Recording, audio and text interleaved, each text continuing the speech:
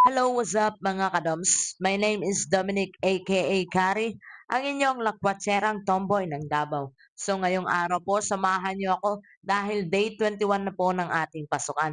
Pero hindi po tayo direktang papasok ng ating silid-aralan dahil sa araw pong ito ay magaganap na po ang aming dance competition kung saan nakikita nyo sa aking mga nakaraang vlog ay pinaghirapan ko talaga ang aking pagpa-practice. So this is it na nga mga kadoms, dahil ito na yung araw ng ating dance competition ay kailangan talagang maaga tayong pumunta ng eskwelahan. So alam nyo po ba mga kadoms, 2 PM pa lang po ay nagre-ready na ako. Bukod kasi sa mga dadalhin kong props ay kailangan dalhin ko rin yung sarili ko. What I mean, nasa confidence ako at pulido dapat lahat ng aking step na gagawin. So bilang paghahanda ng aming dance competition ay kailangan ko talagang agahan upang sa gano'n maipakita ko sa sarili ko na ready na talaga ako. Once kasi na pumasok ka sa mga ganitong desisyon sa buhay mga kadoms, ay dapat handa ka sa kalalabasan at handa ka kung ano man ang mangyari.